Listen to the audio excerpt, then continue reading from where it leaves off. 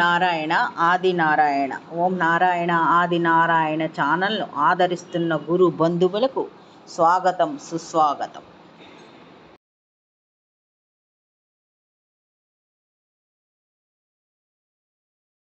ఓం నారాయణ ఆది నారాయణ. ఓం శ్రీ భగవాన్ వెంకయ్య స్వామినే నమః. ఆశ్రిత జన రక్షకుడు, దీనజన బాంధవుడు శ్రీ భగవాన్ వెంకయ్య స్వామి వారి పాద పద్మములకు నా ప్రణామములు. సమస్త సగుణ రూప నిర్గుణ రూప గురుదేవుల పాద పద్మములకు నా నమస్సుమాంజలి. డాక్టర్సు మందులతో నివారణ కాని వ్యాధులు శ్రీ భగవాన్ వెంకయ్య స్వామి వారి కృపతో నివారణ అయిన లీలలు ఇప్పుడు ఈ అవధూత వైద్యంలో మనం స్మరించుకుందాం. ఈ భక్తురాలి పేరు డి శారద. వీరు దమ్మపేట వాస్తవ్యులు. వీరు శ్రీ భగవాన్ వెంకయ్య స్వామి వారి భజన మహాత్యాన్ని మనకి ఈ విధంగా తెలియజేస్తున్నారు. వీరికి 11 సంవత్సరముల వయసు గల ఒక అమ్మాయి ఉంది. ఆ అమ్మాయికి ప్రక్కటెముకల నొప్పి వస్తూ ఉండేది. డాక్టర్కి చూపించారు, ఎక్స్రే తీశారు, మిగిలిన టెస్టులన్నీ కూడా చేశారు. డాక్టర్స్ ఈ టెస్టుల వల్ల ఏమీ లేదు, గ్యాస్ నొప్పి అయి ఉంటుంది అని అన్నారు. బాగా పవర్ఫుల్ ట్యాబ్లెట్స్ ఇచ్చారు. ఆ అమ్మాయికి పులుపు కారం తినవద్దని కూడా చెప్పారు. ఆ పాప సరిగ్గా తీపి ఇష్టపడదు. అన్నం తిందాము అని వెళ్ళి 2 ముద్దలు తిని నొప్పి వస్తుంది అని లేచిపోతూ ఉండేదన్నమాట. భోజనం సరిగ్గా చేస్తూ ఉండేది కాదు. ఇలాంటి పరిస్థితుల్లో మందులు వాడుతూ, ఆ పవర్ఫుల్ ట్యాబ్లెట్స్ వాడుతూ పథ్యం చేస్తే 1 నెల రోజులకి నొప్పి తగ్గింది. కానీ ఆ తర్వాత తిరిగి కొంచెం పులుపు తగిలేసరికి మళ్ళీ నొప్పి వచ్చేసింది. ఇంకా తిరిగి మళ్ళీ డాక్టర్ దగ్గరికి వెళ్దామని వారు అనుకున్నారు. ఈలోగా వీరి అమ్మాయి ఒకరోజు శ్రీ భగవాన్ వెంకయ్య స్వామి వారి గుడికి వెళ్ళి 2 రూపాయలు శ్రీ స్వామివారికి దక్షిణ సమర్పించి స్వామివారిని ఇలా ప్రార్థించింది. స్వామి, నాకు నొప్పి తగ్గించు అని ప్రార్థించింది. ఇంటికి వచ్చి వారి తల్లితో ఇలా చెప్పింది అనమాట. భగవాన్ వెంకయ్య స్వామి వారికి దక్షిణ ఇచ్చి స్వామివారికి నొప్పి తగ్గించమని ప్రార్థించాను అని ఆమె తల్లితో చెప్పింది.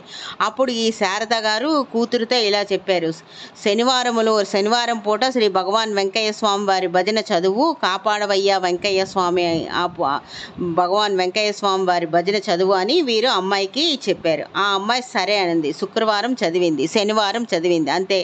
ఆదివారం నుంచి ఆ పాపకి నొప్పి లేదు. పులుపు కారం తింటున్నా కూడా నొప్పి వస్తూ ఉండేది కాదు. నొప్పి పూర్తిగా ఆ పాపకు తగ్గిపోయింది. ఇప్పుడు ఈ పాప రోజు కాపాడవయ్య వెంకయ్య స్వామి భజన పుస్తకం రోజు చదువుతూ ఉంటుందన్నమాట. స్వామి కృప వలనే ఈమెకు నొప్పి తగ్గింది అన్న విశ్వాసం ఈమెలోనే కాకుండా వీరి కుమార్తెలో కూడా కలిగించారు శ్రీ భగవాన్ వెంకయ్య స్వామి వారు.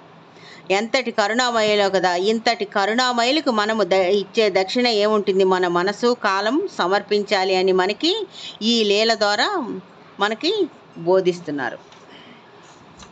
ఇంకొక లీల ఇది. A Radhakrishna, flat number 102, road number 14, Alkapur, Hyderabad. వీరు ఈ భక్తులు భగవాన్ వెంకయ్య స్వామి వారి సర్వసమర్థత్వాన్ని ఇలా తెలియజేస్తున్నారు. వీరికి 51 సంవత్సరాల వయసులో ఒక అరుదైన నరాల వ్యాధి సంభవించింది. అంటే 1,00,000 మందిలో ఒకరికి వస్తుందంట అది. దీని మూలంగా వీరు ఒకరి సహాయం లేనిదే బలవంతంగా కాళ్ళు లాక్కుంటూ కూడా నడవలేరు. నరాలన్నీ బిగుసుకుపోతాయి. ఎన్నో మందులు, ఎన్నో లక్షల రూపాయలు ఖర్చు అయ్యాయి. అప్పుడు వీరు మరదలు చీరాలలో ఉంటారు. వారు సలహాపై వీరిని హైదరాబాద్ నుంచి ఒక వ్యాన్లో పడుకోబెట్టి గొలగమూడికి తీసుకొచ్చారు. అలాంటి పరిస్థితుల్లో వీరు నడవలేకపోవడమే కాక నడుము నొప్పి కూడా తీవ్రంగా గొడ్డళ్లతో కొట్టినట్లు బాధ ఉండేది. అలాంటి పరిస్థితుల్లో వీరిని గొలగమూడి తీసుకొచ్చారు హైదరాబాద్ నుంచి. మందు మింగిన ఆ మందుల ప్రభావం వల్ల 4 గంటల నొప్పి తగ్గుతుంది, మరలా వస్తూ ఉండేది.